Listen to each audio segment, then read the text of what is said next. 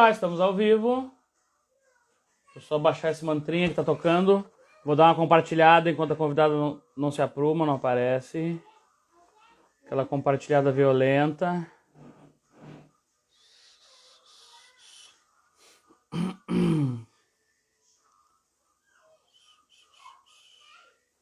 Essa é a parte que demora alguns segundos para começar, pessoal. Hoje, dia 16, às 20 horas, num feriado maravilhoso.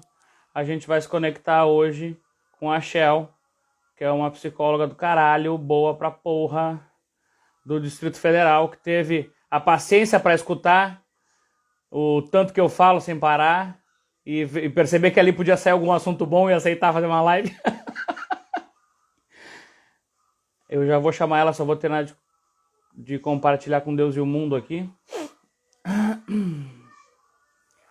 Só falta mais 1.300 e... só acabar a barra de rolagem aqui eu já paro. Já parei, prometo. Tá só mais um pouquinho.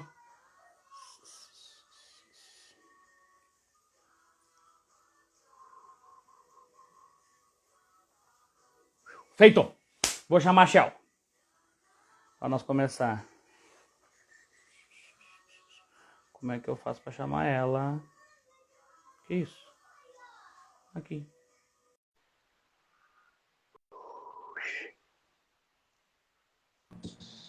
Tá chamada, olha aí ela. Já tá aparecendo. Tá me escutando bem? Gostei. Opa, falhou para mim aqui o áudio. Gostou do quê? Ah, pode ser. Gente, cadê os filtros daqui para melhorar meu Como é que rostinho? troca os filtros? Vamos falar uma coisa sem as máscaras agora, só a sombra. Papinho de terapeuta. Só a sombra agora nós vamos falar. Ah, tá dando para me ver tranquilo aí, né? Sim. Massa esse Paranauê de deixar no fundo, como é que é? O fundo embaçado. Eu sabia fazer isso. Não, na realidade eu tenho medo de mexer e estragar. Shell, eu queria que tu te apresentasse pro pessoal conhecer quem tu é, de onde é que tu veio, pra onde é que tu vai e o que que tu faz, se tu tiver a paciência de explicar o porquê que tu faz, que eu acho fenomenal. Beleza, senão a gente vai começar e vai soltando aí, vamos deixar fluir. Eu acho que é isso. Acho que eu falo com o pessoal que, tipo, live é literalmente como se fosse fazer sexo. Tem que deixar fluir, tem que ser bom pros dois. Então nós vamos deixar isso rolar. Vamos rolar. A gente tem um tema específico para falar, mas se o pessoal tiver dúvidas, vai prendendo o grito aí que a gente vai tocar o terror na terra. Então, boa noite, Vivi. Isso, bora lá. Então, quem é a Shell? Então, Shell é uma menina com apelido com nome de posto de gasolina, infelizmente. Não, E, mas bom, tem que dizer que é de concha, ou é ostra ou concha que chama? Shell. concha. Hum. Tem uma pérola interior, tá? Mas não vou atrapalhar, prometo. Só vou pegar uma caneta para não me perder. Tá bom. Sou formada em psicologia, resolvi ir para a área da sexualidade tem um ano e pouco. Antes eu trabalhava com criança. Sempre gostei muito dessa área da sexualidade, só que eu tinha muito medo, primeiro de tudo, e vergonha também, porque falar de sexo, enfim, é muito vergonhoso quando você começa a falar É sobre porque é isso. tabu, né? A gente se vê vulnerável, né? Exatamente. E eu sempre fui tímida, então imagina uma pessoa tímida falar de um tabu. Putz, é muito Pois complicado. é, eu não acredito mais nessa personalidade tímida aí agora. Olha, já suando frio, mas enfim. Então, eu tinha muito medo e tinha muita vergonha, e com o tempo eu fui pesquisando sozinha sobre isso. Como eu falei, eu sempre gostei muito do tema, e eu via que era uma demanda extremamente alta, onde não tinha muito tratamento, as pessoas não falavam muito disso nas clínicas, você acha difícil encontrar um médico especializado. Então eu falei, eu vou meter a cara aqui e ver o que que dá. Não esperava dar tanto resultado como tá dando ultimamente. Então É acho que foi muito massa, né? a minha vida, assim. Tô Ah, apaixonada. que massa. Maravilha. E o resultado, quando tu vê, né? Quando tu começa a fazer o processo e tu percebe a pessoa se entregando, a pessoa querendo olhar para si, olhar para aquelas fragilidades. Eu não gosto de chamar de fragilidade, mas pontos de melhoria. né? E investir nisso, né? O tempo. Dá valor também pra gente enquanto profissional, né? Muito, muito. É surreal, assim, você começa com medo e aí você vai com medo mesmo. E aí, de repente, tu vê resultado em uma outra pessoa, você fica, caraca, realmente dá certo isso. É lindo. Então, eu tava pensando isso agora, assim, tipo, como é bom fazer o que a gente ama. Eu tô podre de cansado hoje, amanhã eu atendo o dia inteiro, mas, cara, eu vou ir atender assim, ó, claro que eu não trabalho diretamente a sexualidade, são temas específicos que me trazem, às vezes aparece, tá? Mas eu vou com aquele tesão pela vida de querer atender, de querer estar onde eu atendo, sabe? Assim, ó, a única dica que eu daria para as pessoas é façam o que vocês amam. Porque se tu fazer o que tu ama, não é que tu nunca vai trabalhar sim, talvez vai trabalhar até mais, mas não vai ter o mesmo pesar, né? Não vai ter aquela coisa de, ai, que eu tô indo fazer, eu tenho que fazer isso aqui, eu preciso fazer tal coisa, flui, né? Que fantástico. Shell, quando tu começou a estudar sobre isso, tu foi buscar especializações mais formais, vamos botar assim, ou tu foi por escolas de formação livre? Como é que tu seguiu esse teu roteiro assim de estudos? Eu comecei livre porque eu não era a intenção de começar a área, né? Uhum, E aí, quando eu decidi começar de fato, aí eu procurei instituições fechadas e tal. Hoje eu faço sexualidade e terapia de casal em uma universidade de Portugal, porque eu acho que lá uhum, é um pouco mais elaboradas, digamos assim. Então, eu procuro esse tipo de instituição para poder avançar, que seja uma instituição também com um olhar mais liberal, né, que não foca demais em questões genitais, porque eu tive muito esse problema com instituições livres, né? Você vai para uhum. a comunidade humana e aí você só fala de genital. E eu sou psicóloga, eu não sou médica. Então, eu preciso também entrar no emocional, na história de vida, tudo isso. Então, eu procuro mais instituições nesse quesito. Uhum. E eu acho que tu tá na área que é mais top de estar, porque a gente olha, tanto homens quanto mulheres, mas na realidade eu acho que homens têm uma predominância maior nessa forma de olhar, nesse padrão operacional de olhar, que a genitalidade é como se fosse a parte, né? Como se o corpo fosse a parte da saúde mental, da saúde psíquica, né?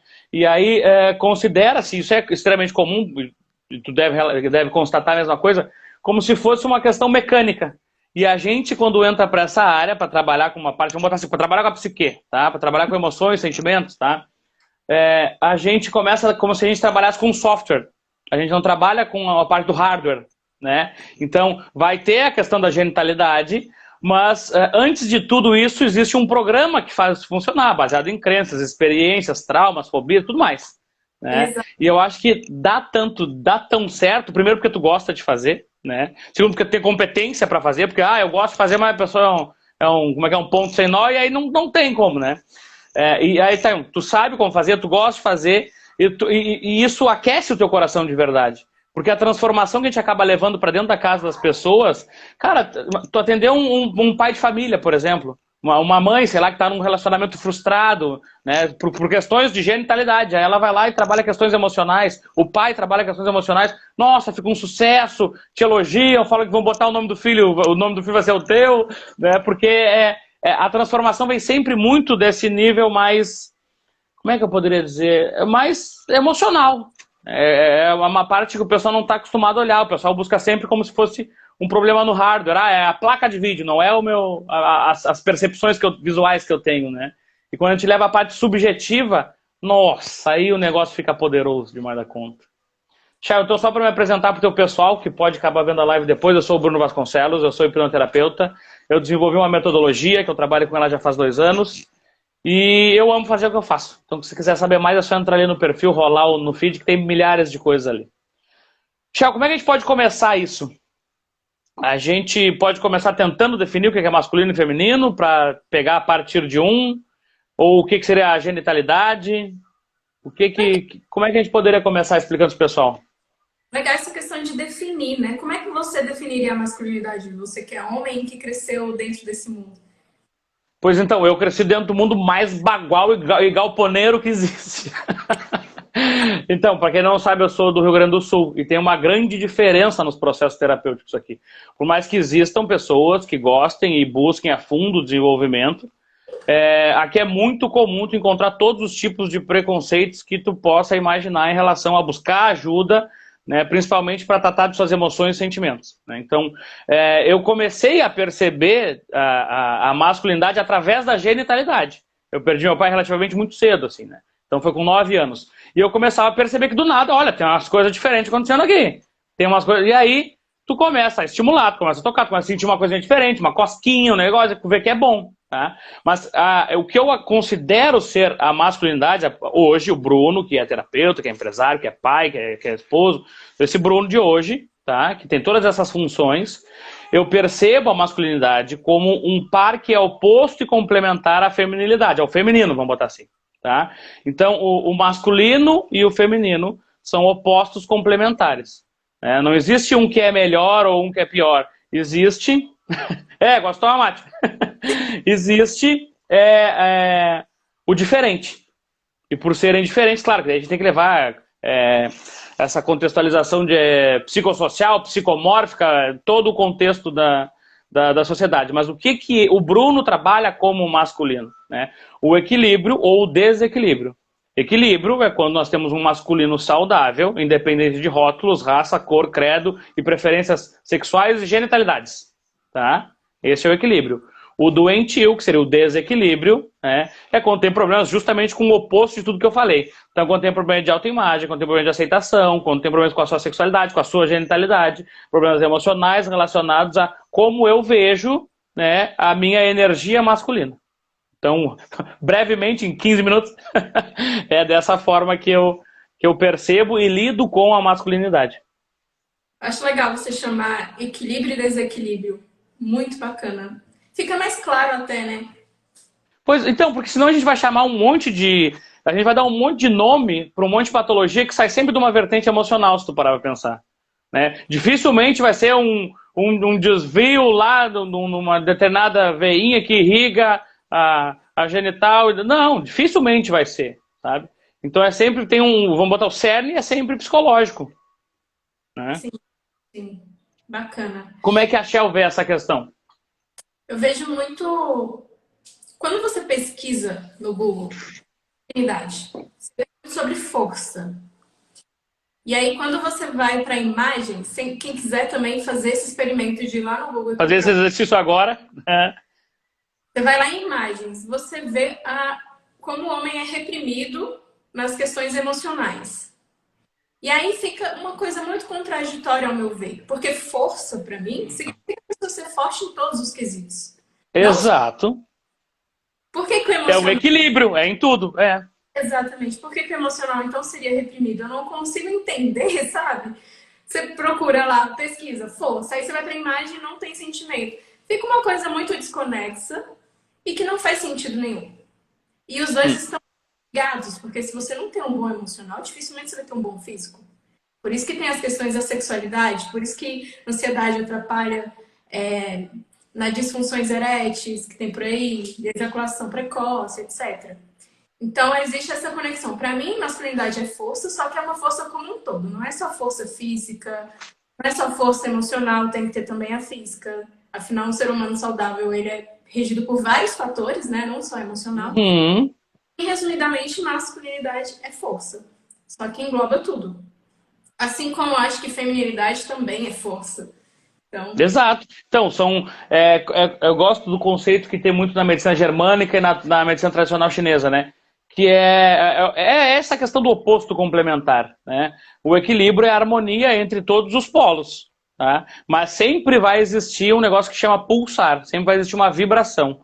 A gente está sempre oscilando essa questão. Então, horas, né, eu, Bruno, tu, Shell, né, homem, mulher, tá? Nós dois temos energia masculina e feminina. Só que esse transitar, esse fluir por elas, nos define mais em uma predominância. Tá? Então, por exemplo, eu, enquanto pai, eu tenho uma forma de paternar e maternar. A minha esposa já tem uma forma mais feminina de maternar e paternar também. A maternagem e a paternagem são funções de adultos. Adulto, independente se é homem ou mulher, ele tem a função de maternar e paternar. Quando a gente olha para essa questão no contexto de genitalidade, a gente só tem a prática, eu acho que fica muito voltado para as funções sexuais, né? Que não necessariamente seria aqui nesse contexto como é que é? De sobrevivência da espécie, tá? E de levar a genética para frente, mas seria também da busca de prazer, né? E isso está muito também associado a questões emocionais. Então, olhar para o masculino é sim perceber o quanto de energia feminina nós temos dentro da gente. É buscar essa questão complementar. Então, o que eu sempre vejo, e eu fui muito assim na imagem do que tu falou em relação a pesquisar, né? Cara, se tu botar ali sexo frágil, sabe? Nossa, tu vai encontrar uma par de coisas relacionadas a mulheres. Tipo, então, claro, existe todo um contexto social, judaico-cristão, de crenças limitantes aí que vêm de gerações e gerações, de hipnoses sociais, religiosas e tudo mais, que trouxeram, né, desde, sei lá, uns 40 mil anos atrás, quando a mulher começou a ser vista como propriedade, talvez, eu não tenho ideia de tempo, tá? Mas a partir do momento que aquela fêmea perdeu o macho lá no bando, o outro macho vai ficar meio que dono dela. E aí, quando começa a ter uma certa necessidade, aí já mais para os tempos mais modernos, vamos botar assim, né, quando começa a se perceber que não é uma questão de um acordo entre começa a perceber não, né, quando eles começam a rotular assim, né, que não é uma questão mais de um acordo entre um divino feminino e um masculino que se somam e aí multiplicam a vida, que na realidade, em qualquer circunstância, isso consegue fazer multiplicar a vida, mesmo seja bom ou ruim para aquela mulher envolvida. A gente começa a ter uma questão muito voltada para um homem que quase que tem necessidade de ser um predador. É uma forma de... Cara, ele tem que ser pronto para tudo, né? Claro que é muito mais funcional quando a gente leva essa questão da masculinidade no contexto mais amplo possível e com menos rótulos, né? Entendendo todos os ismos e respeitando todos os istas, né? Eu acho que isso é a frase mais... Não sei de onde que eu vou até anotar, isso ficou muito bom, né? Então, estudem sobre todos os ismos e respeitem todos os istas. E é isso, sabe? Porque quando a gente olha essa questão do desenvolvimento dessa masculinidade, a gente vê assim, ó, cara, em tempos de guerra, e mais primitivos que seja, o homem é sempre visto como um opositor, é sempre visto como um cara que é um soldado em potencial, e ele tem que morrer. Tá? O homem ele só tem valor quando ele está provendo. Se ele não está provendo, fazendo alguma coisa pro bando, né, que a gente pode falar sobre as linguagens do amor, né, se aquele amor sobre... não é subserviência, mas sobre servir, né? Se coloca, voltando para a questão da guerra, né? Se coloca um para ação e reação. Tipo, o homem ele pode ser hostil, mas ele só presta quando está contribuindo. Tá? E contribuindo com o sistema todo. Tá? Quando ele está servindo, quando ele está provendo. E mulheres e crianças, eles são moeda de troca. Eles podem ser escravos, eles podem ser vendidos, eles podem fazer dinheiro com eles. Então, sempre existiu essa questão de, cara, tem que dar teus pulos. E é uma questão que eu vejo muito pouco relacionada, mas no tempo moderno. Isso não é levado nessa consideração. Também a gente não precisa de pegue-se no colo as pessoas. As pessoas têm que ser adultas, a priori. E a partir daí, elas buscarem o auxílio necessário, terapêutico. Mas assim... Quando a gente olha para o desenvolvimento da sociedade, onde a gente começou a ter esses subníveis de desenvolvimento, porque antigamente tu olhava assim, ó, os povos tinham a fase de criança e de adulto. Acabou, tu vai aqui, fez um ritual, tu é adulto. Sei lá, primeira menstruação, pulou lá do açaizeiro de cabeça para baixo, não morreu, é adulto, botou as mãos na formiga, entendeu? Sentou no formigueiro e sobreviveu, é adulto. Tá? Sempre tinha um ritual de passagem. Na nossa sociedade mais moderna, bem mais contemporânea, existiu-se a necessidade de uma maternagem mais prolongada dos filhos. Então, os filhos ficam mais no útero materno, não, mas no útero do familiar, né? Para se prepararem melhor para as dinâmicas do mundo adulto. Então, se criou uma pré-adolescência, adolescência, juventude, depois o adulto. Então, isso pode durar hoje em dia pode durar até os 40 anos, né? E isso faz com que o que acontece? Essa necessidade de preparar mais os filhos leva as mulheres para o mercado de trabalho. Entende? Para buscar por participação ativa na sociedade. E aí cria toda aquela coisa retardada de competição, não sei o quê, que não é que nunca tenha existido, mas quando a gente encara como competição, a gente sempre abre precedente, abre sempre margem para uma questão de que um pode vencer uma hora e o outro pode perder.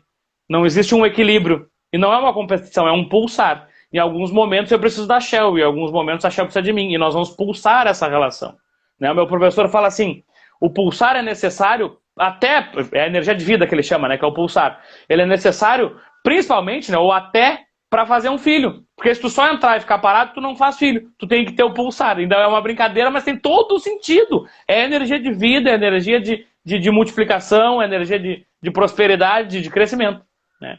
Então, isso é o que eu percebo e é o que eu trago para os meus clientes, que resumidamente é botar ele no adulto deles e fazer com que eles percebam as dinâmicas que eles vão se envolver na vida, né, no dia a dia, da melhor forma possível para uma interação, né? Você diria Tu... que trocar uma competição por uma colaboração? Uhum.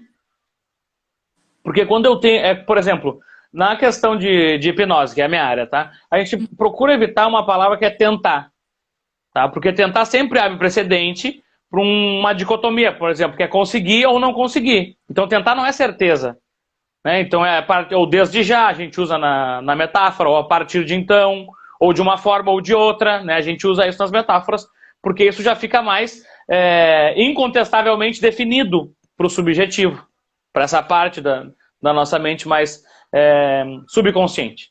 Então, usar como uma colaboração envolve essa questão de pulsar, porque uma hora eu posso precisar, outra hora tu, e a gente vai estar sempre numa balança onde ela vai estar sempre oscilando.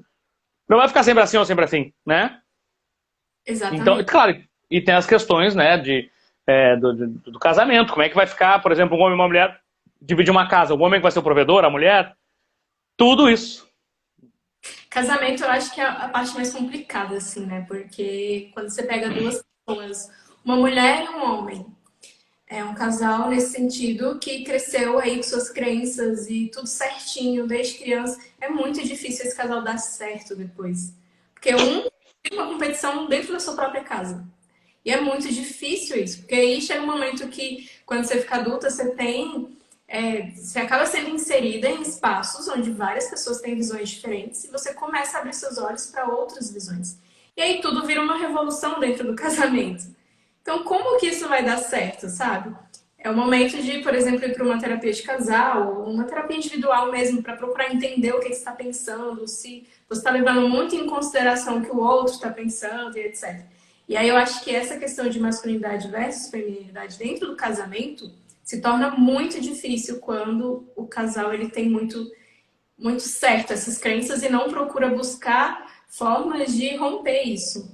Uhum. De lapidar essa percepção.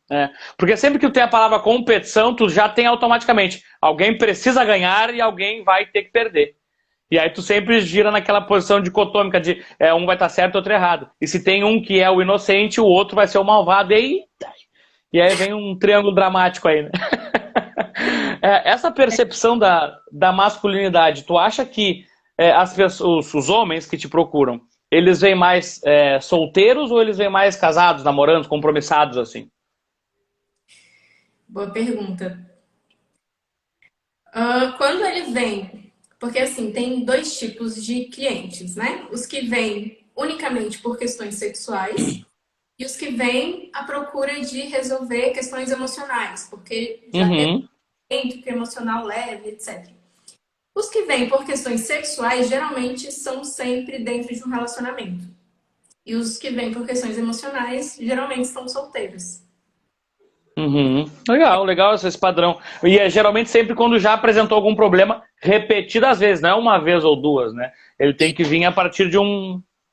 Tem um problema, chama de problema da clínica, que é quando sexual, né? O homem ele só vai atrás quando o relacionamento dele está prestes a acabar, por conta daquela questão sexual. Se não tiver prestes a acabar, ele não vai procurar ajuda. Ele vai procurar suplemento na internet, vai procurar remédios que não foi um médico que indicou, ele procura de tudo, adequada. E aí quando chega, não é agora ou nunca, aí ele vai atrás da ajuda. Isso é e às vezes já gastou até a questão da autoconfiança, da autoimagem já está desgastada, já tá sem acreditar na sua própria capacidade não é de transpassar isso, mas de contrapor essa dificuldade que ele está tendo emocional, né? Sim, e torna tudo mais difícil. Chega lá descrente, então ele está procurando terapia porque é a única coisa que falta. Aí chega não, já tentei de tudo, já tentei de tudo. Aí você quer ajudar, mas tipo, tudo que você fala, não sei se vai dar certo, já tentei. Só que você não tentou dessa forma, você não tá com a mente aberta, Uhum. sabe?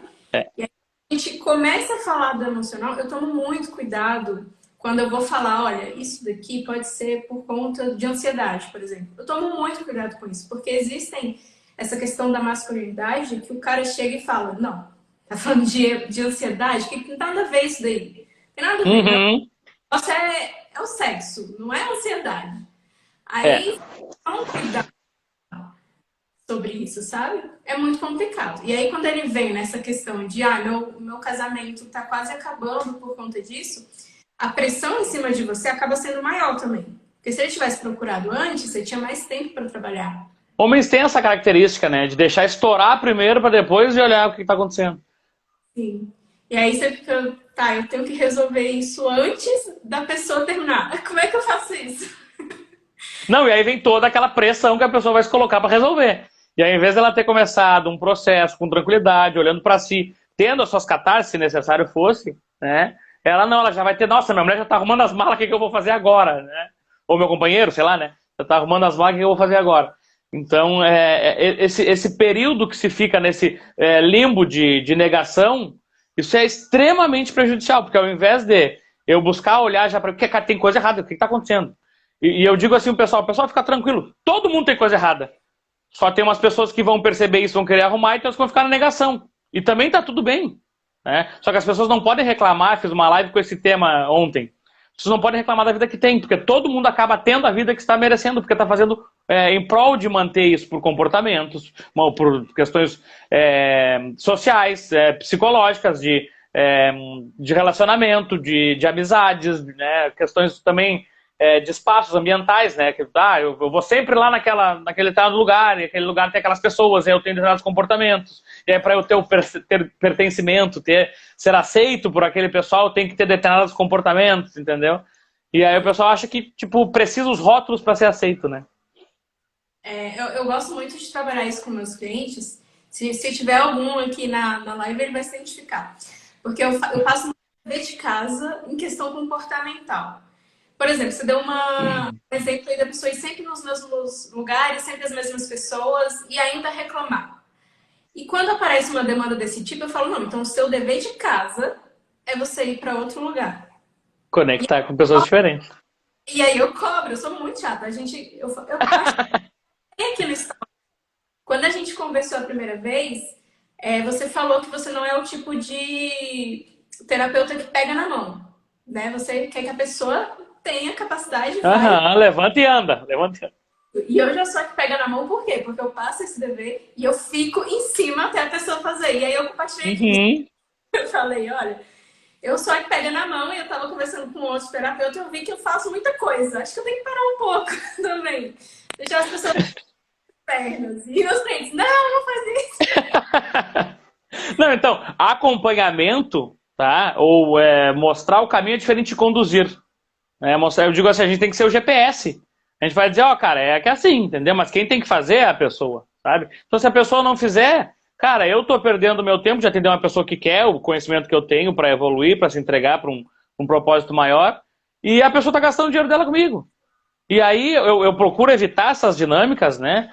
Porque elas trazem muito de um rótulo de salvador. É como se claro, quando eu comecei eu não tinha esse conhecimento, eu fui tendo esse conhecimento na prática e buscando mais técnicas terapêuticas, mais literatura, então eu fui me aprofundando demais nisso, né? Eu sou uma pessoa que eu sou tarado por conhecimento, eu preciso todos os dias ou escutar um audiobook, sempre eu estou fazendo alguma coisa em prol de estar aprendendo alguma coisa. Então, todo esse vício por aprender, eu direciono para a área que eu gosto. Entende? Então, olhar para essa questão do salvadorismo me trouxe muito essas dinâmicas de, cara, eu preciso sim fazer com que a pessoa que esteja ali conectando comigo ali na minha frente, ela se veja como uma pessoa adulta e capaz. E aí eu tenho que soltar ela para que ela invista, né, o tempo dela, para que ela invista o dinheiro dela também, né? Em olhar para si e praticar de bons hábitos, né? Claro que com a hipnose acaba que em alguns aspectos é bem rápido, assim, a pessoa vem, por exemplo, tive caso de uma cliente que fumava 60 cigarros por dia, tá? A gente fez uma sessão e ela passou a fumar um, e eu acho que era só uma questão mais neuroquímica da dependência, não era nem, porque nós tratamos aquela origem do problema emocional mesmo, né? que tinha muitos outros problemas ali atrás daquilo, foram mais de 2 horas de sessão. Né? E aí, a partir que ela mudou aquela percepção, que eu digo que a gente trabalha com software, né? Quando a gente programou aquele aplicativo para ele rodar diferente, ela perdeu aquela necessidade, aquela fixação oral ali, para tá sempre fumando e tal. Tanto que ela passou a fumar um por dia e me relatou isso, e até bem pouco tempo atrás, já deve fazer mais de um ano, tive contato com ela, ela disse, segui só com um. Né? Então, quando tu quiser parar, então... Porque para quem fumava 60, tinha 99,9% de redução. Sabe? Então, e acaba que é rápido. Por quê? Porque a pessoa quer fazer. Né? E quando a gente pega os homens, por que é os homens? Coitadinho. Não é. Porque tem muito de se criar um homem fragilizado emocionalmente por não poder ter fragilidade emocional. Então a gente cria homens fracos, homens que não sabem o potencial que têm, porque se rotulam, porque se comparam, porque competem com o pai, porque competem com os amigos depois, com todos os outros homens, né? Pareceu uns garnizezinhos de briga, assim, uns galinhos de briga.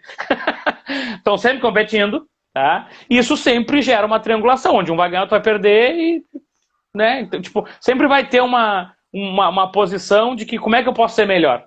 E quando a pessoa entende, cara, eu sou único do jeito que eu sou. E eu posso melhorar e ser muito melhor com essas características que eu tenho. Eu só preciso ter a humildade necessária para investir no meu atendimento terapêutico, no meu suporte terapêutico. Né? Como é que funciona a questão das sessões?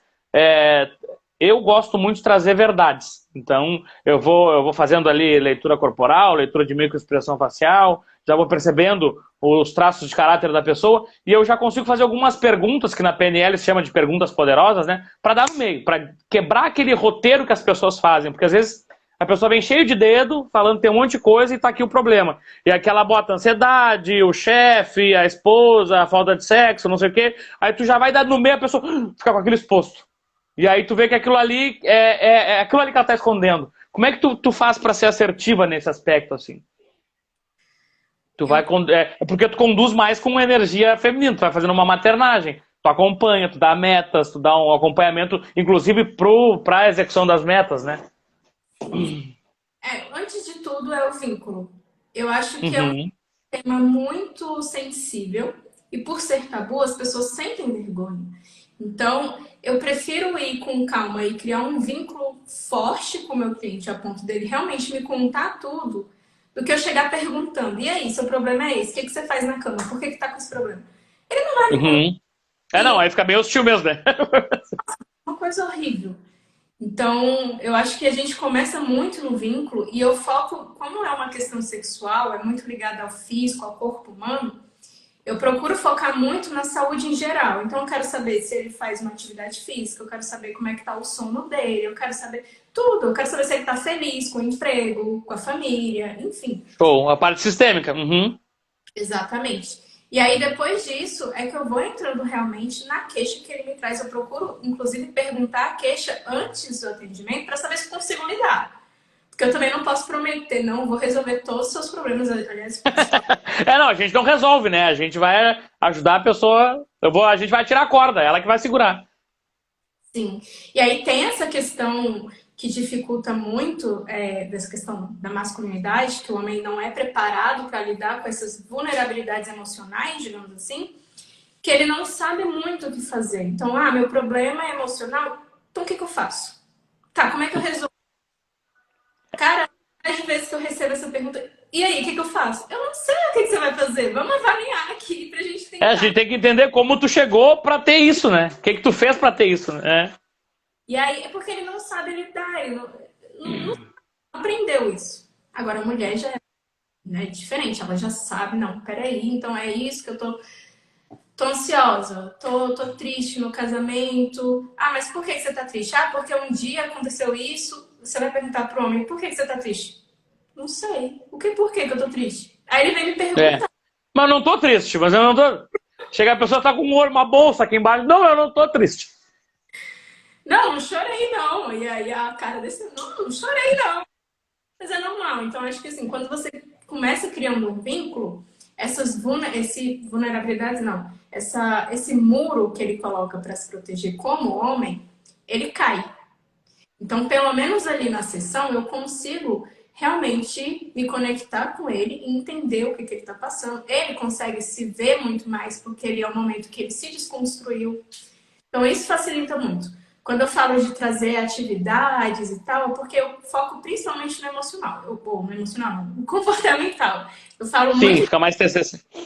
mas eu foco mais no comportamental. Então, quando eu falo essas questões comportamentais e ele tem que tomar uma atitude e ele vê que é difícil e ele entende que é difícil, aí ele começa a perceber o que está acontecendo, sabe? E eu gosto que ele perceba. Eu não quero chegar e falar, olha, tá acontecendo porque você tá assim. Eu não gosto disso. Eu Ah, prefiro... sim! Uhum. E aí, quando ele vê, ele fala, olha, aconteceu isso e não sei o quê, e eu descobri. E eu, ai, que legal que você descobriu. Vamos agora pro próximo ponto. Então, Faltava só tu. Mas esse crescimento, cara, isso dá um. É tão gostoso de perceber as pessoas confiando no que pra gente é o nosso propósito de vida, né? Cara, parece que é como se fossem as pecinhas se encaixando, porque a gente tem algo, né, tanto na comunicação, na forma de conduzir o nosso trabalho, que aquela pessoa, ela às vezes nem sabe direito o que de tudo isso ela precisa. E só quando ela opta, não, mas só quando ela tem a humildade necessária de baixar a guarda e olhar, cara, é isso. Ou eu não gostava, ou eu não sentia, ou eu não percebia isso, né? Porque é mais fácil, por exemplo, entre as mulheres, uma mulher chegar e falar que tem muita dificuldade para ter um orgasmo, do que um homem falar que teve uma. Como é que broxou. Né? Teve uma. Ou está passando por episódios recorrentes de disfunção erétil. mas Né? isso é muito assim, porque mulheres crescem sem saber como que ela tem um orgasmo. E os homens, eles Uhum. como se fosse obrigatório ter um orgasmo. Sim, por causa da genitalidade. Então faz muito, a mulher, ela se sente mais aberta para falar que ela não chega a um orgasmo porque ela aprendeu que não chega mesmo. Uhum. Então acho que também tem essa questão muito social, né? Infelizmente, esse tabu. E a questão comportamental, eu sempre brinco não, eu gosto de dizer que ela é pelo menos 60% da parada. Porque tu vai olhar, tem um monte de âncoras que seguem despertando, disparando gatilhos emocionais naquela pessoa, que ela segue fazendo sempre o mesmo rótulo, sempre a mesma procissão ali, né? Ela tá sempre fazendo do mesmo jeito as coisas. E aí ela quer, como o Einstein já dizia, né? Fazer a mesma coisa, esperar resultado diferente é a loucura, né? Então segue Exatamente. fazendo sempre a mesma coisa. Exatamente. É Gurizada, se vocês tiverem perguntas para mandar, prende o grito aí. Quer dizer, prende o dedo aí no teclado. O que tá falando que era para Adão, que eu acho que eu te cortei de novo? Vixe, me perdi já. Eu Pois então, dizia eu. Pode falar. faz, né? A gente estava falando muito de crenças limitantes e também Uhum. a gente cresce fazendo as mesmas coisas. Às vezes o pai fazia, aí o filho vem e faz também, aí vem o neto e faz a mesma Exatamente. coisa, não muda nada.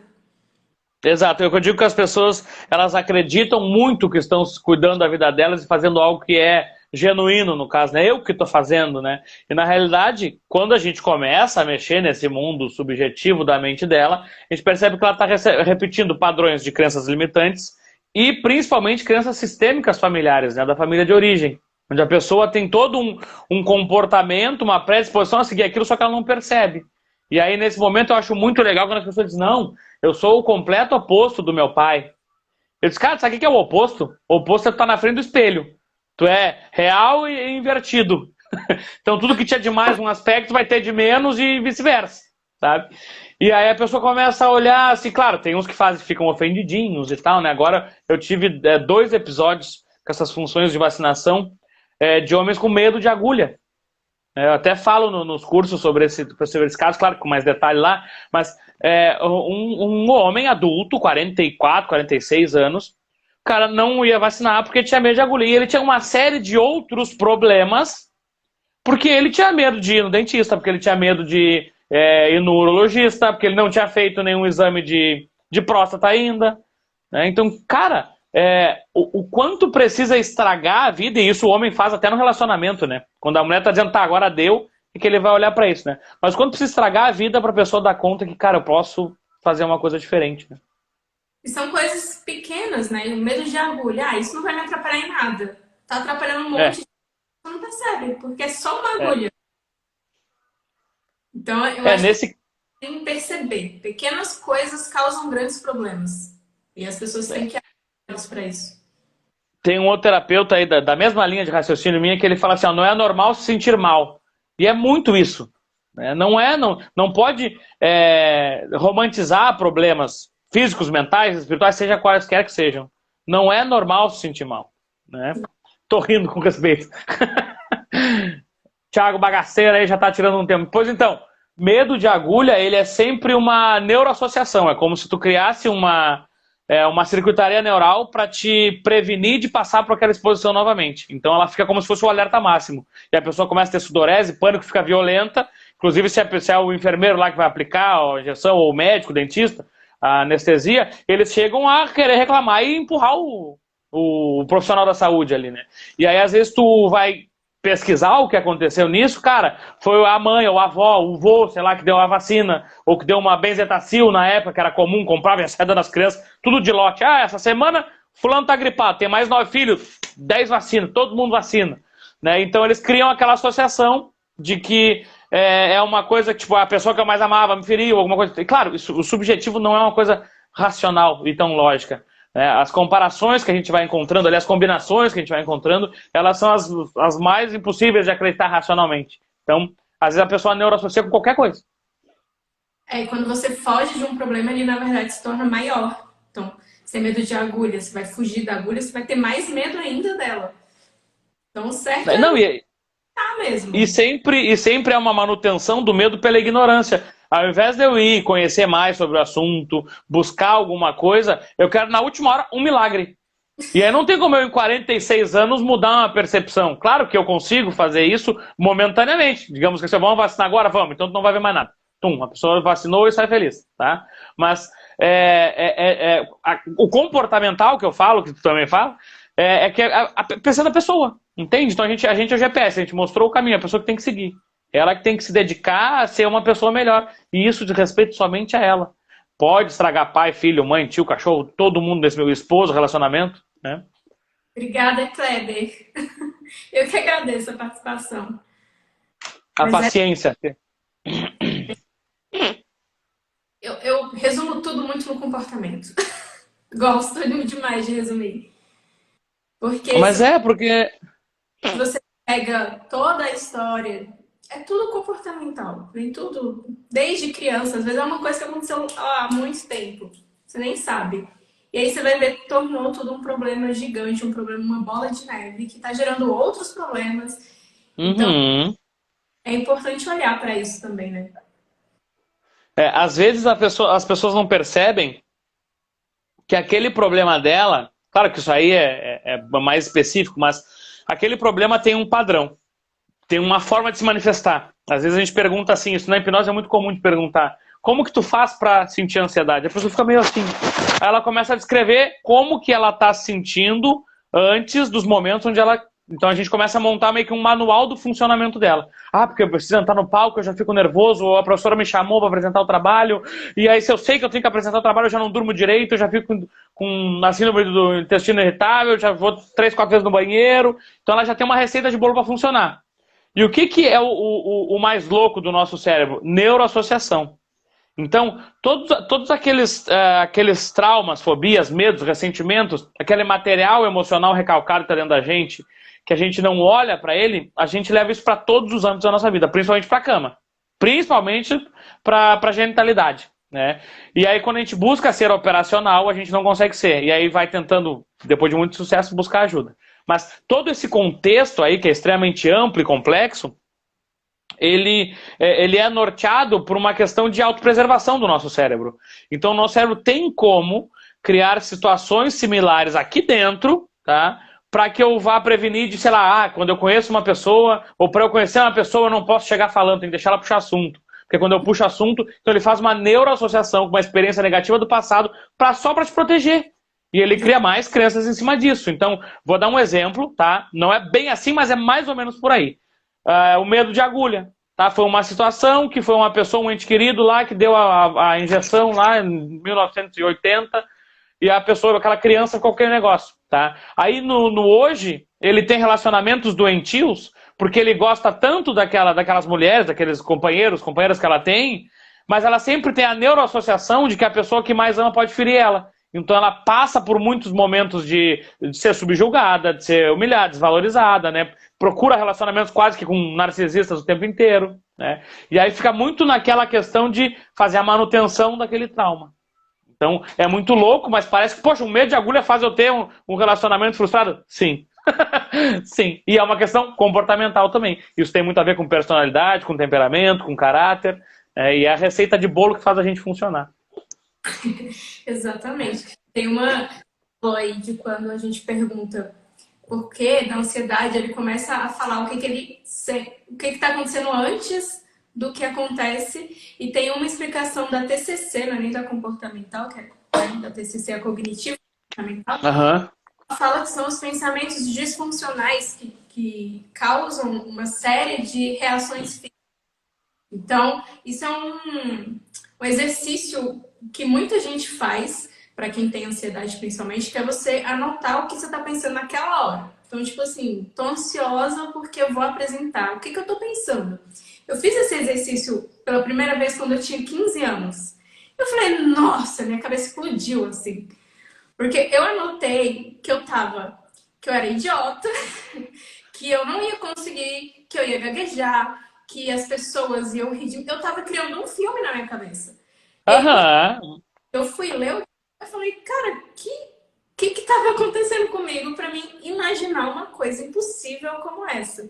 Além de me diminuir também, né? Então, assim, a gente cria situações na cabeça que nos dão mais medo do que a situação real. Quando você começa a perceber isso, é que a chavinha vira e você consegue realmente andar mais para frente, em vez de ficar ali parado ou andar para trás.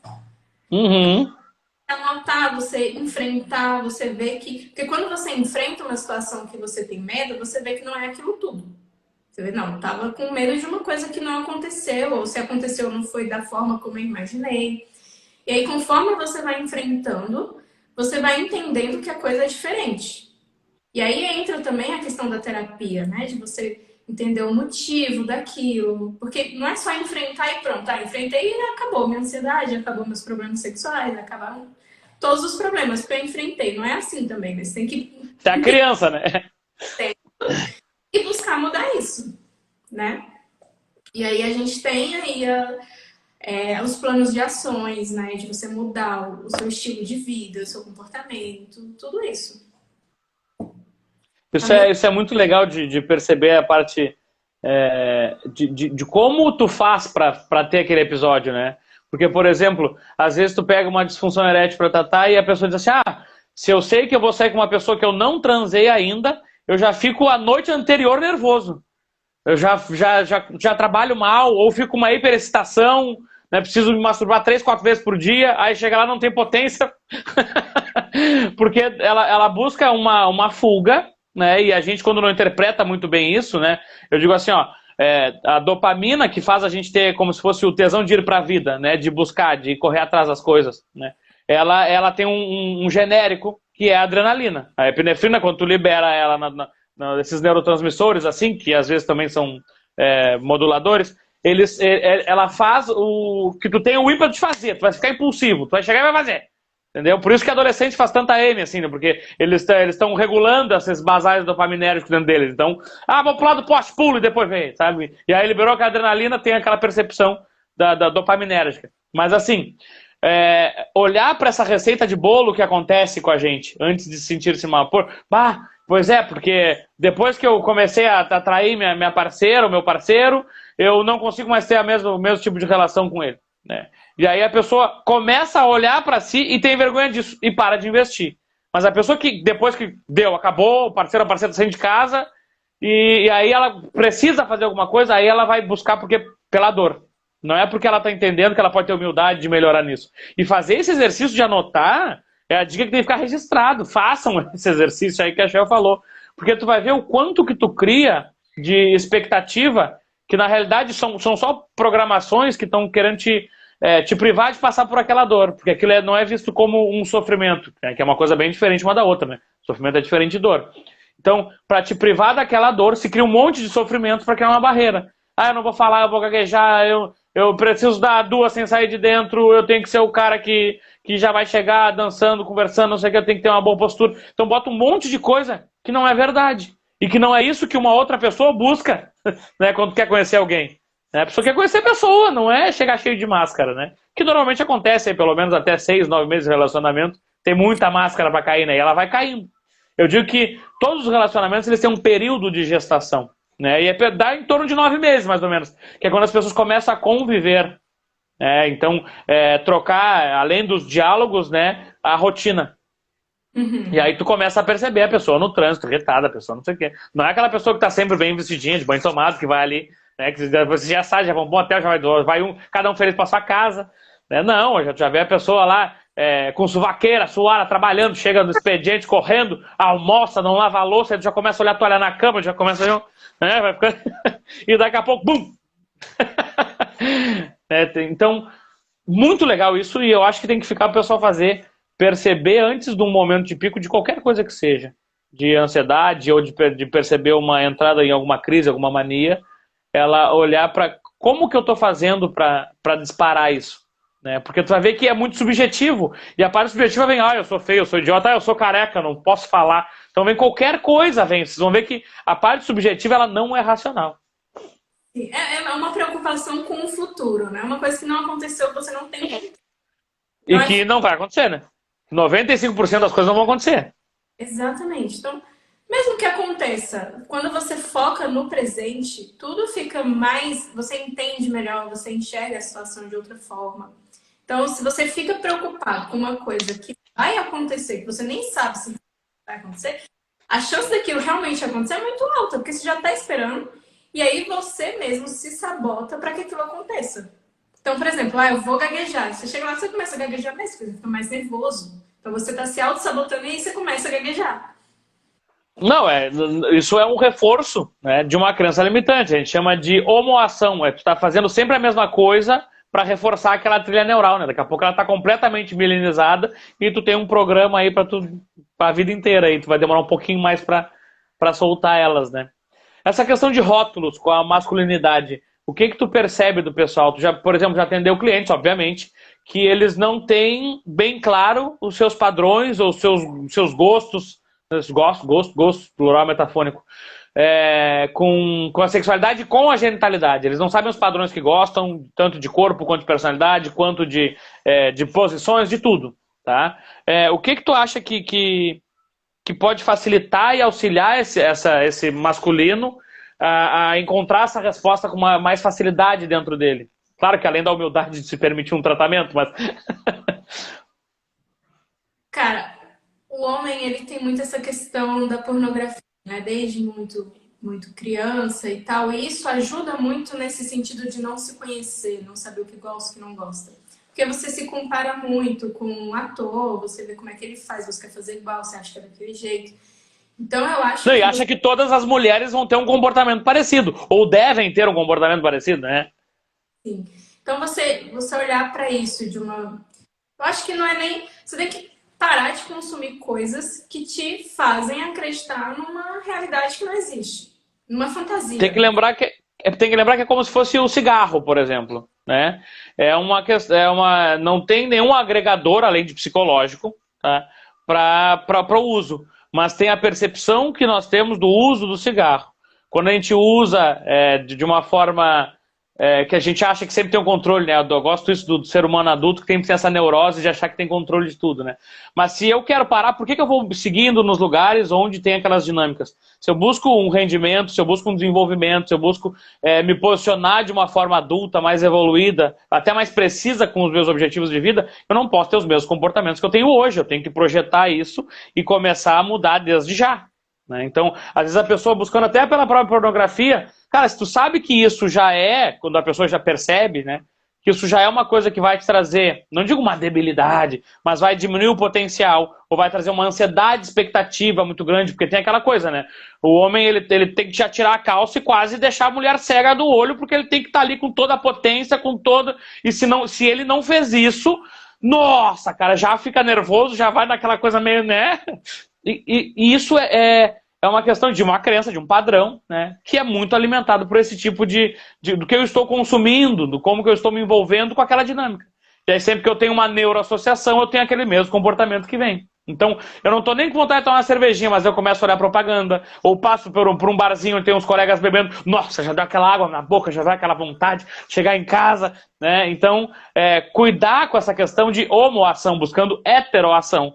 Isso nós estamos falando em ações diferenciadas para o mesmo resultado, onde que eu consigo encontrar bem-estar, disposição e prazer naquilo que eu faço, fazendo coisas diferentes.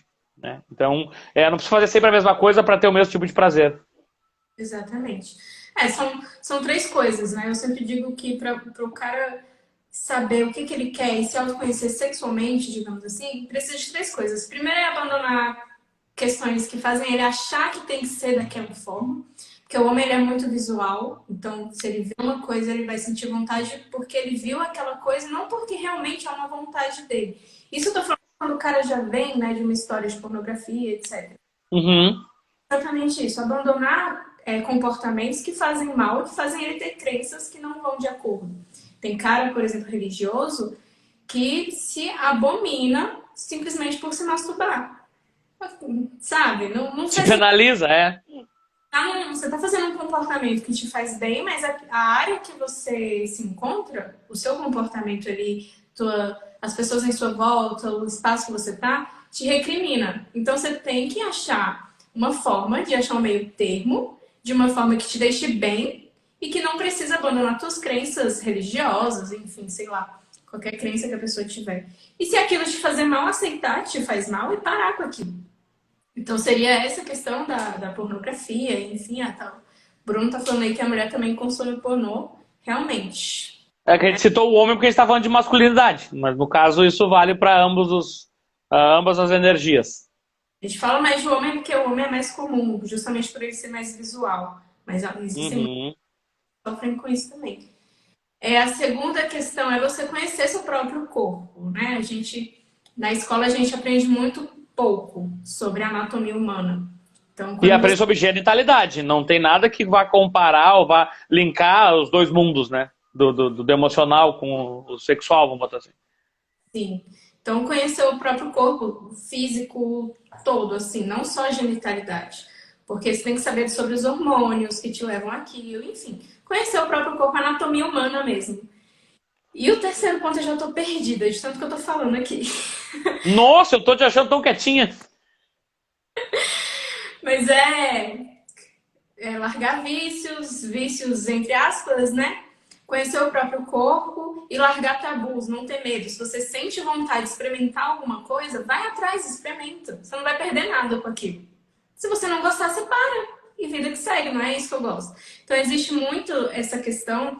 Eu acho que os meus clientes que namoram têm mais essa dificuldade do que os que não namoram. Porque, geralmente, a tua mulher gosta de um jeito e você aprendeu a gostar do jeito dela.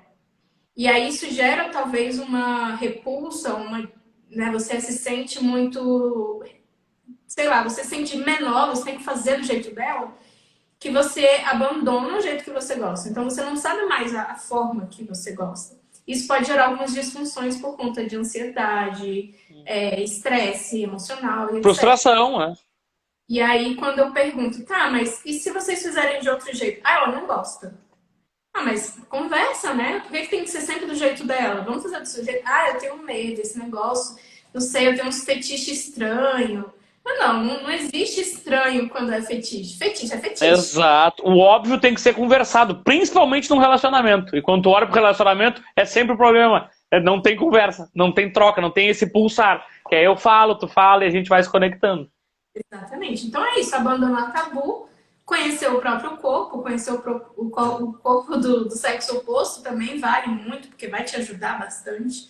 Essa questão de você não achar que tem que ficar fazendo a penetração o tempo todo, gerar ansiedade de ejaculação precoce, porque não conseguir penetrar. Peraí, mas não é só isso. Então, saber também como é que dá prazer pro outro. Se você for um casal homossexual, você precisa saber do seu corpo para conhecer o corpo do outro também. Então tem essas questões aí que eu acho que ajuda muito a se autoconhecer sexualmente. São 3 pontos. E essa humildade na comunicação também. Olha, não tá bom, eu não gosto, eu não curti, eu não entendi, porque às vezes tu pode acontecer de um homem que pega uma mulher muito mais experiente, muito mais no seu adulto, muito mais empoderada, né, coisa que deveria ser normal, né, e aí ele não está preparado. Aí o que acontece? Vem aquele gurizinho que fica com medo, que olhava a revista escondido, sabe? E ele não sabe lidar com uma mulher. E aí começa a vir a frustração, a ansiedade expectativa, né, o resultado, e aí, às vezes até pode durar um tempinho a ponto da mulher desistir de buscar um prazer ou achar que teve ali só para parar aquela coisa, né? Mas encontrar nessa fuga, mas nessa fragilidade, né, um negócio que agora tem que ser totalmente operacional. Eu tenho que virar uma máquina agora porque essa mulher ela conhece todos os segredos, todas as, e isso é de uma, eu acho que é de uma infantilidade tamanha, porque, cara, é para ser troca, é sempre para ser troca. Não é para ter certo ou errado, é para ter o bom para os dois, né? Ou em algum momento pode ser bom só para uma pessoa, depois só bom para o outro, mas sempre trocando, sempre no pulsar, sempre tendo aquela fluidez, né? Como se fosse um rio. Tem que estar sempre fluindo. E aí o que a gente começa a pegar nos relacionamentos? Primeiro que já não conversam sobre a sexualidade, não conversam sobre o que suas preferências, não se conhecem, não se permitem também, né? Eu vi um negócio muito legal num podcast sobre casais que faziam swing no Maurício Meirelles. Eu não me lembro o nome não é bem um podcast, é um programa de coisa. Ele trouxe 2 casais que faziam swing, uma há mais de 15 anos, outra há 5, 6 anos. E aí, cara, eu achei, vamos falar de putaria pesada, o troço vai ser um negócio... Eles falaram tanto de coisa psicocomportamental que eu fiquei apaixonado, sabe? Porque é isso que não se conversa, cara. E aí tem um casal que era mais antigo lá, ele dizendo assim, eles eram de uma religião muito judaico-cristã, assim, um negócio muito engessado, e ele internamente se achava safado demais para a esposa, e a esposa achava-se safada demais para ele. Então eles tinham aquele sexo quadrado, aquela coisa sem um pulsar, sem aquela tensão gostosa, assim, e porque eles não tinham comunicação. 7 anos depois de casamento que eles foram experimentar e começar a conversar, e ela disse que fez assim, bum, ela também é psicóloga, muito legal, muito legal. Acho que vale a pena vocês buscarem para ver, porque é incrível, assim, porque o sexo ele é cheio de tabu por causa de controles, né, ou vamos botar hipnoses, que fazem a manutenção do povo, que fazem a manutenção do controle e do sistema. Então, é saudável criar o povo cheio de tabu, até porque é um povo menos livre, é um povo mais manipulável. Então a gente cria um monte de receitinhas de bolo, e padrões e dogmas que vão prender as pessoas, né? Homens e mulheres com rótulos, sempre vão dividir. Na arte da guerra, o Sun Tzu fala que dividir para conquistar, é mais ou menos por aí. Eu vou criar homens e mulheres, aí dos homens e mulheres eu vou criar homossexuais e héteros. Eu não posso ter nunca todo mundo junto, fluindo e pulsando, né? Aí vou ter, aí dos homens e mulheres... vai ter os héteros e os homossexuais, aí vai ter a questão os de direitos de esquerda, os que gostam do Grêmio e do Inter, aqui no Rio Grande do Sul é assim. Eu ouço dos clientes que têm medo de... Pois é, então, essas questões, essa dificuldade de inovar é falta de comunicação. Se levasse isso de uma forma adulta para o relacionamento, teria-se uma comunicação livre, franca, aberta. Olha, eu gosto assim, eu não gosto assim, queria experimentar tal coisa. Né? Porque às vezes até o homem pode se achar menos homem porque está usando um brinquedinho, alguma coisa, e achar, nossa, não tô dando couro. E aí começa a ficar com as frustrações e vem aquela criança, e agora o que eu vou fazer? Minha mulher tá gostando mais do brinquedinho. Não, cara, se tu não souber fluir, pulsar, cara, daqui a pouco a gente troca meu brinquedo. Mas é uma questão de que... É conexão. Falhou aqui pra mim. Você tá dando mais medo ainda pro pessoal aí. Pois sejam adultos e olhem pra isso como naturalidade. Se tu não olhar, tu vai ficar sempre refém. Mas tem... Tchau, a gente tá se avançando já em 1 hora. Eu quero saber se tu tem alguma dica pra dar pro pessoal, para que eles olharem a masculinidade de uma forma mais saudável. E se tu quer concluir agora, ou se tu pode continuar mais um pouquinho, se o pessoal tem perguntas para fazer aí. A dica que eu dou é: conheçam o próprio corpo de vocês e não tenham vergonha de perguntar. Existem pessoas e pessoas. Às vezes a pessoa que você conheceu no passado não gosta mais da mesma coisa. Então, sempre perguntar não vai ser problema. Ninguém vai se incomodar de perguntar se está gostando ou não. Então, acho que é isso. O sexo, ele tem que ser bom. Ele não tem que ser só para reprodução. Quando ele é prazeroso, ele é muito melhor. Então, perguntar e também falar o que você gosta. Ter humildade para aprender, né? Porque tem coisas que tu não vai saber fazer. E se tu for humilde o suficiente, tu vai olhar, tu vai buscar, tu vai aprender. Eu acho que quando os dois buscam esse pulsar, de buscar também o prazer e se agradar pela mesma intensidade e pelo mesmo nível, os dois se empenham em fazer com que fique tudo bom, tudo harmônico e tenha muito mais prazer do que comumente. Umas coisas que eu comecei agora a me aprofundar, não sei se deve ter 6, 8 meses, foi o Tantra. E isso é muito libertador e traz muito conhecimento e empoderamento. Nossa, é um negócio fenomenal, assim. Sabe? E aí tu acha assim, cara, a gente pensa, o homem pensa na questão da genitalidade. Olha, eu tinha que estar lá dando no couro. Cara, tem tanta coisa que tu precisa fazer passando longe disso. Né? Não é nem envolvendo genitalidade, que é muito massa, muito bom, muito intenso. E a gente não se permite. Por quê? Porque é feio, porque, ou sei lá, porque não pode gemer, porque é um negócio que tem que fazer escondido, entende? Então, nossa, cara. Então, se existe uma dica, é a dica assim, ó, quando vocês estiverem no adulto de vocês, percebam suas fragilidades e busquem profissionais habilitados, qualificados e preparados, né, capacitados, para orientar vocês nessa transformação que é a jornada do nosso desenvolvimento. É uma jornada de caminho infinito. A gente está sempre buscando, aprimorando, evoluindo, se conhecendo. E o mais legal é que a gente perceba as pessoas nos reconhecendo, de conhecer novamente. De, nossa, como evoluiu, como mudou, como está diferente, como... Entende? Isso é o mais top. Shell, acho que o pessoal não tem mais perguntas, mas se tiver, manda no nosso direct, a gente responde, tanto eu quanto a Shell. Exato. Agora a gente vai cuidar das nossas vidas, apesar de ser feriado, né? Existe toda uma família aqui que me espera para janta. Vai ficar salva a live? Vou deixar salvo, vou te marcar como colaborador, tu aceita se tu quiser. E aí o pessoal pode acessar com mais facilidade. A gente pode compartilhar também de vez em quando com o pessoal para dar uma olhada, uma recapitulada. Shell, gratidão pela paciência, pela Obrigada. humildade, pela parceria. Tamo junto, quando precisar prende o grito, tá bem? Convite e tamo junto sempre. Precisamos Feito, de pessoal. coisa. Show! Não, a gente pode ver os temas que podem surgir a partir de agora.